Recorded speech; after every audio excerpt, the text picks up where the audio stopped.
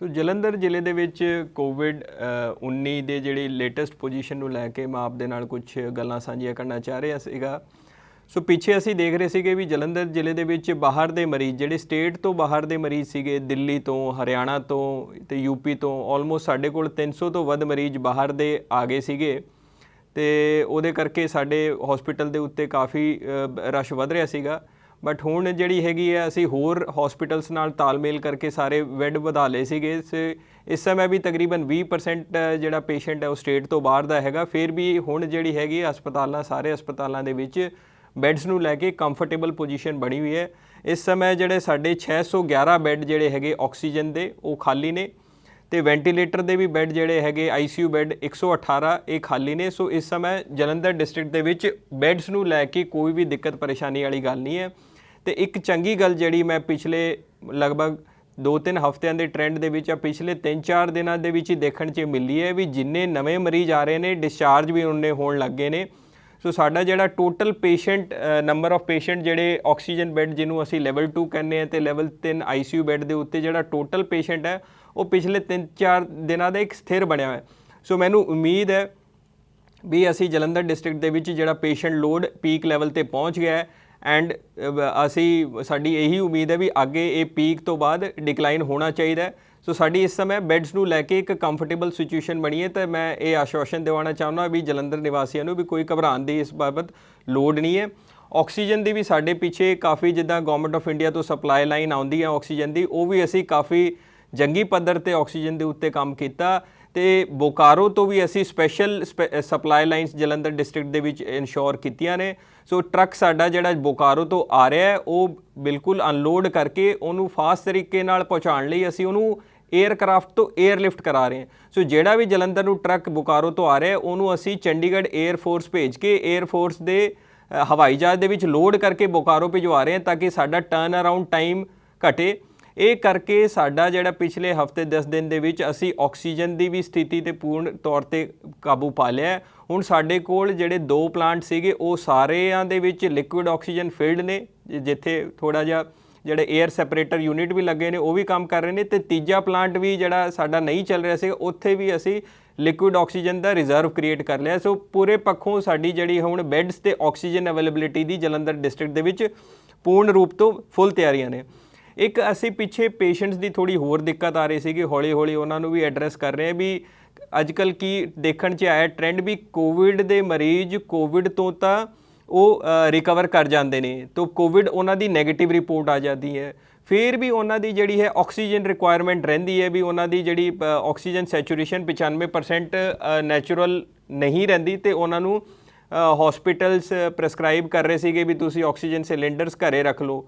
ਉੱਥੇ ਦਿੱਕਤ ਇਹ ਆ ਰਹੀ ਸੀਗੀ ਵੀ ਕਿਉਂਕਿ ਆਕਸੀਜਨ ਸਿਲੰਡਰਸ ਜੇਕਰ ਬਹੁਤ ਜ਼ਿਆਦਾ ਘਰ ਚਲੇ ਜਾਣਗੇ ਤਾਂ ਕਈ ਵਾਰ ਹਸਪਤਾਲਾਂ ਦੇ ਰੋਟੇਸ਼ਨ 'ਚੋਂ ਨਿਕਲ ਜਾਂਦੇ ਨੇ। ਸੋ ਇਸ ਕਰਕੇ ਅਸੀਂ ਉਸ ਚੀਜ਼ 'ਤੇ ਥੋੜ੍ਹੀ ਰੋਕ ਲਗਾਈ ਸੀਗੀ।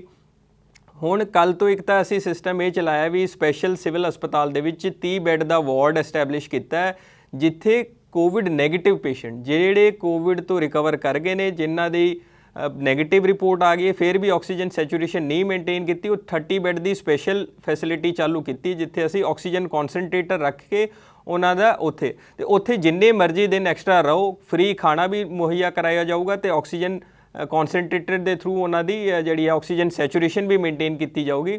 ਅੱਜ ਅਸੀਂ ਇੱਕ ਹੋਰ ਨਵਾਂ ਉਪਰਾਲਾ ਡਿਸਟ੍ਰਿਕਟ ਰੈੱਡ ਕਰਾਸ ਸੁਸਾਇਟੀ ਦੇ ਥਰੂ ਲਾਂਚ ਕਰਨ ਲੱਗੇ ਹਾਂ ਜਿਹਦੇ ਵਿੱਚ ਅਸੀਂ ਆਕਸੀਜਨ ਕੌਨਸਨਟ੍ਰੇਟਰ ਘਰ ਲਈ ਵੀ ਦੇਵਾਂਗੇ।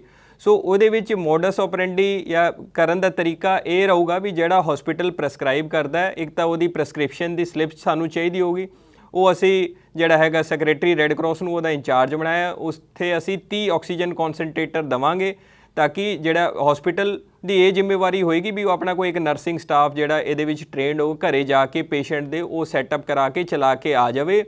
ਪਲੱਸ ਉੱਥੇ ਜਿਹੜਾ ਹੈਗਾ ਅਸੀਂ ਇੱਕ ਨੋਮੀਨਲ ਜਿਹਾ ਰੈਂਟ ਰੱਖਿਆ ਤਾਂ ਕਿ ਕੋਈ ਇਸ ਟਾਈਪ ਦਾ ਮਿਸਯੂਜ਼ ਨਾ ਹੋਵੇ ਵੀ ਜਿਨ੍ਹਾਂ ਨੂੰ ਲੋਡ ਨਹੀਂ ਹੈ ਉਹ ਵੀ ਲੈ ਰਹੇ ਹੋਣ ਆਕਸੀਜਨ ਕੌਨਸਨਟ੍ਰੇਟਰ।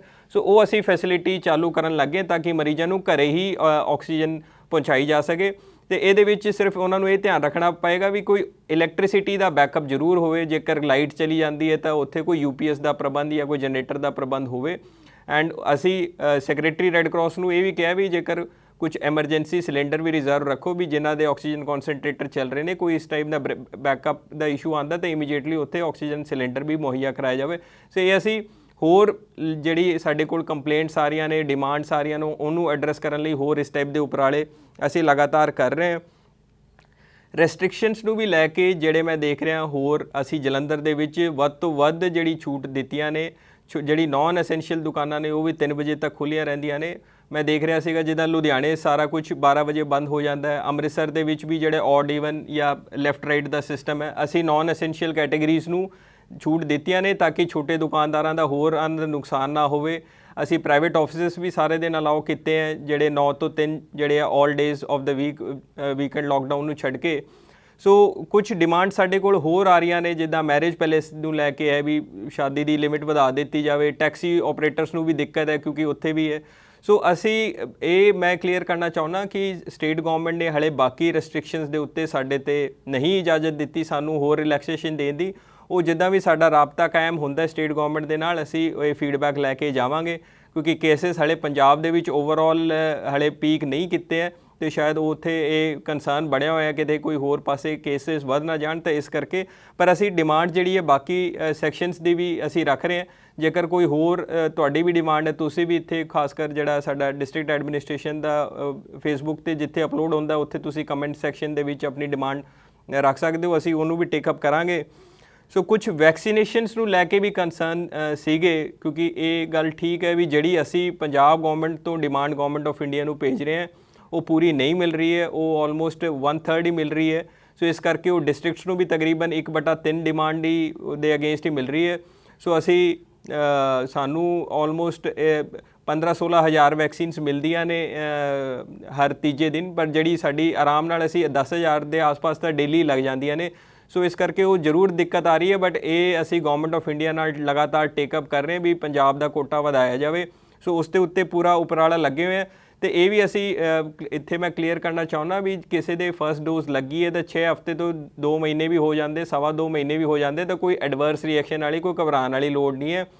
ਜਿੱਦਾਂ ਵੀ ਸਾਡੇ ਕੋਲ ਹੁਣ ਸਪਲਾਈ ਕਿਉਂਕਿ ਘੱਟ ਆ ਰਹੀ ਹੈ ਪਿੱਛੇ ਤੋਂ, ਤੇ ਇਹ ਅਸੀਂ ਪ੍ਰਾਇਰਟਾਈਜ਼ ਕਰਾਂਗੇ ਵੀ ਜਿਨ੍ਹਾਂ ਦੀ ਦੂਜੀ ਡੋਜ਼ ਲੱਗਣੀ ਹੈ ਉਹਨਾਂ ਨੂੰ ਪ੍ਰਾਇਰਟੀ ਦੇ ਆਧਾਰ 'ਤੇ ਕਲੀਅਰ ਕੀਤਾ ਜਾਵੇ ਤਾਂ ਕਿ ਜਿਹੜਾ ਉਹ ਬੂਸਟਰ ਡੋਜ਼ ਹੈ ਉਹਦਾ ਜ਼ਿਆਦਾ ਪ੍ਰਭਾਵ ਪੈ ਸਕੇ। ਇਸ ਤੋਂ ਇਲਾਵਾ ਜਿਹੜੀ ਹੋਰ ਸਾਨੂੰ ਹਸਪੀਟਲ ਬੈੱਡ ਅਵੇਲੇਬਿਲਿਟੀ ਹੈ, ਮੈਂ ਦੱਸਿਆ ਤੁਹਾਨੂੰ ਇਹ ਸਾਡੀ ਸਾਰੀ ਸਫੀਸ਼ੀਐਂਟ ਹੈ।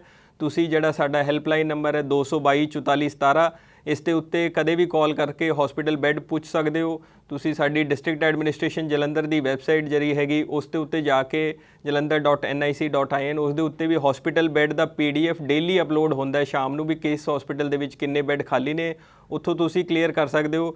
ਇਸ ਤੋਂ ਇਲਾਵਾ ਕਈ ਵਾਰ ਸਾਨੂੰ ਕਾਲ ਆਉਂਦੀ ਸੀਗੀ ਰੈਮਡੈਸਿਵਿਰ ਦੇ ਬਾਰੇ, ਹੋਰ ਦਵਾਈਆਂ ਦੀ ਤਾਂ ਨਹੀਂ, ਰੈਮਡੈਸਿਵਿਰ ਦੀ ਵੀ ਕਾਫੀ ਅਸੀਂ ਸ਼ਾਰਟੇਜ ਹੁਣ ਪੂਰੀ ਕਰ ਦਿੱਤੀ ਹੈ। ਹਸਪਤਾਲਾਂ ਦੇ ਵਿੱਚ ਤਕਰੀਬਨ ਰੋਜ਼ 400-500 ਰੈਮਡੈਸਿਵਿਰ ਦੇ ਇੰਜੈਕਸ਼ਨ ਭੇਜੇ ਜਾ ਰਹੇ ਨੇ। ਉਹ ਹਸਪਤਾਲਾਂ ਦਾ ਗਰੁੱਪ ਇੱਕ ਬਣਿਆ ਹੋਇਆ ਹੈ ਸਾਰੇ, ਉੱਥੇ ਵੀ ਅਸੀਂ ਪੋਸਟ ਕਰ ਦਿੰਦੇ ਵੀ ਕਿਸ ਹਸਪਤਾਲ ਨੂੰ। ਸੋ ਬਾਈ and large ਰੈਮਡੈਸਿਵਿਰ the we position comfortable ਹੈ। ਫਿਰ ਵੀ ਕਿਸੇ ਨੂੰ ਕੋਈ ਰੈਮਡੈਸਿਵਿਰ ਦੀ ਸ਼ਾਰਟੇਜ ਆਉਂਦੀ ਹੈ ਤਾਂ 222 44 17 ਦੇ ਉੱਤੇ ਤੁਸੀਂ ਪੁੱਛ ਸਕਦੇ ਹੋ, ਅਸੀਂ ਜ਼ਰੂਰ ਉੱਥੇ ਪਹੁੰਚਾ ਦੇਵਾਂਗੇ ਰੈਮਡੈਸਿਵਿਰ। ਇਸ ਤੋਂ ਇਲਾਵਾ ਕਈ ਵਾਰ ਇੱਕ ਇੰਜੈਕਸ਼ਨ ਹੋਰ ਬੜਾ ਰੇਅਰ ਸਰਕਮਸਟੈਂਸਿਸ ਦੇ ਵਿੱਚ ਲੱਗਦਾ ਹੈ ਜਿਹਦਾ ਨਾਮ ਹੈ ਟੋਸੀਲੀਜ਼ੂਮਾਬ। ਟੋਸੀਲੀਜ਼ੂਮਾਬ ਦੀ ਜ਼ਰੂਰ ਗਵਰਨਮੈਂਟ ਆਫ ਇੰਡੀਆ ਤੋਂ ਜਿਹੜੀ ਸਪਲਾਈ ਕੰਟਰੋਲਡ ਹੁੰਦੀ ਹੈ ਬੜੀ ਲਿਮਿਟਿਡ ਆਉਂਦੀ ਹੈ, ਤਾਂ ਇਸ ਕਰਕੇ ਹਰ ਕੇਸ ਦੇ ਵਿੱਚ ਉਹ ਟੋਸੀਲੀਜ਼ੂਮਾਬ ਜਿਹੜੀ ਹੈ ਅਵੇਲੇਬਿਲਿਟੀ ਕਰਾਉਣਾ ਔਖਾ ਹੋ ਰੱਖਿਆ ਹੈ। ਪਰ ਉਹਦੇ ਦੋ ਆਲਟਰਨੇਟਿਵ ਹੈ ਜੇਕਰ ਉਹ ਡਾਕਟਰਸ ਪ੍ਰੈਸਕ੍ਰਾਈਬ ਕਰਦੇ ਨੇ, ਇੱਕ ਇਟੋਲੀਜ਼ੂਮਾਬ ਹੈ ਤੇ ਦੂਜਾ ਉਹਦਾ ਬੇਵਾਸੀਜ਼ੂਮਾਬ ਕਰਕੇ ਇੱਕ ਇੰਜੈਕਸ਼ਨ ਉਹਦਾ ਰਿਪਲੇਸਮੈਂਟ 'ਚ ਦਿੰਦੇ ਨੇ। ਉਹ ਅਸੀਂ ਜ਼ਰੂਰ ਇੱਧਰ ਉੱਧਰੋਂ ਅਰੇਂਜ ਕਰਕੇ ਜ਼ਰੂਰ ਜਿਹੜੀ ਸਾਨੂੰ ਕੋਈ ਡਿਸਟ੍ਰੈਸ ਕਾਲ ਆਉਂਦੀ ਹੈ ਤਾਂ ਅਸੀਂ ਬੇਵਾਸੀਜ਼ੂਮਾਬ ਹੋਰ ਸਪਲਾਇਰਸ ਕੋਲ ਅਵੇਲੇਬਲ ਸੀਗੀ, ਬਟ ਇਹ ਕਿਉਂਕਿ ਐਜ਼ ਪਰ ਪ੍ਰੋਟੋਕੋਲ ਡਾਕਟਰ ਹੀ ਦੇਖ ਸਕਦੇ ਨੇ ਵੀ ਇਹ ਰਿਪਲੇਸਮੈਂਟ 'ਚ ਜੇਕਰ ਉਹ ਪ੍ਰੈਸਕ੍ਰਾਈਬ ਕਰਦੇ ਨੇ ਤਾਂ ਉਹ ਅਸੀਂ ਜ਼ਰੂਰ ਟਰਾਈ ਕਰਦੇ। ਸੋ ਇਹਦਾ ਟੋਸੀਲੀਜ਼ੂਮਾਬ ਦਾ ਤਾਂ ਨਹੀਂ, ਬਟ ਬੇਵਾਸੀਜ਼ੂਮਾਬ ਦੀ ਇੰਜੈਕਸ਼ਨ ਜਿਹੜੇ ਰਿਪਲੇਸਮੈਂਟ ਹੈ ਉਹ ਵੀ ਅਸੀਂ 222 44 17 'ਤੇ ਤੁਸੀਂ ਫ਼ੋਨ ਕਰ ਸਕਦੇ ਹੋ ਕਿਉਂਕਿ ਉਹਦੀ ਅਵੇਲੇਬਿਲਿਟੀ ਹਲੇ ਵੀ ਥੋੜ੍ਹੀ ਠੀਕ ਬਣੀ ਹੋਈ, ਤਾਂ ਅਸੀਂ ਇੱਧਰ ਉੱਧਰੋਂ ਹਰ ਹੀਲੇ ਕੋਸ਼ਿਸ਼ ਕਰਕੇ ਜ਼ਰੂਰ ਇਨਸ਼ੋਰ ਕਰਾਵਾਂਗੇ ਵੀ ਜਲੰਧਰ ਨਿਵਾਸੀਆਂ ਨੂੰ ਇਹ ਇੰਜੈਕਸ਼ਨ ਵੀ ਮਿਲ ਜਾਵੇ ਜਿਹੜਾ ਕਿ ਅਦਰਵਾਈਜ਼ ਬੜਾ ਰੇਅਰ ਹੈ। ਤੇ ਇਹ ਬਾਈ ਐਂਡ ਲਾਰਜ ਮੈਂ ਗੱਲਾਂ ਸਾਂਝੀਆਂ ਕਰਨਾ ਚਾਹ ਰਹੀ ਸੀਗੇ। ਸੋ ਮੈਨੂੰ ਉਮੀਦ ਹੈ ਵੀ ਸਾਡਾ ਜਿਹੜਾ ਹੈਗਾ ਇਸ ਹਫਤੇ 10 ਦਿਨਾਂ ਦੇ ਵਿੱਚ ਟ੍ਰੈਂਡ ਪੂਰਾ ਕਲੀਅਰ ਹੋ ਜਾਣਾ ਚਾਹੀਦਾ ਐਂਡ ਸ਼ਾਇਦ ਪੇਸ਼ੈਂਟ ਪੀਕ ਕਰਕੇ ਡਿਕਲਾਈਨਿੰਗ ਮੋਡ ਦੇ ਵਿੱਚ ਆ ਜਾਣ। ਤਾਂ ਮੇਰੀ ਆਹੀ ਲਾਸਟ ਅਪੀਲ ਹੈ ਵੀ ਆਪਾਂ ਨੂੰ ਰੈਸਟ੍ਰਿਕਸ਼ਨਸ ਵੀ ਕਾਫੀ ਅਸੀਂ ਰਿਲੈਕਸੇਸ਼ਨ ਵੱਧ ਤੋਂ ਵੱਧ ਜਲੰਧਰ ਡਿਸਟ੍ਰਿਕਟ ਦੇ ਵਿੱਚ ਦਿੱਤੀਆਂ ਨੇ। ਸੋ ਆਪਾਂ ਜਿੰਨੀ ਵੱਧ ਤੋਂ ਵੱਧ ਪ੍ਰੀਕਾਸ਼ਨ ਦੇ ਵਿੱਚ ਇਹਨੂੰ ਕਰ ਸਕਦੇ ਹਾਂ ਉਹ ਕਰੀਏ, ਤਾਂ ਕਿ ਅਸੀਂ ਸਾਨੂੰ ਐਨੇਬਲ ਕਰੂਗਾ ਵੀ ਜਿੱਦਾਂ ਜਿੱਦਾਂ ਕੇਸਿਸ ਘਟਣਗੇ ਅਸੀਂ ਹੋਰ ਵੱਧ ਤੋਂ ਵੱਧ ਰਿਲੈਕਸੇਸ਼ਨ ਦੇਵਾਂਗੇ। ਐਂਡ ਇਹੀ ਮੈਂ ਅਰਦਾਸ ਕਰਦਾ ਰੱਬ ਅੱਗੇ ਵੀ ਅਸੀਂ ਇੱਕ 24 ਘੰਟੇ ਦੁਬਾਰਾ ਸਾਰਾ ਸਿਸਟਮ ਖੋਲੀਏ।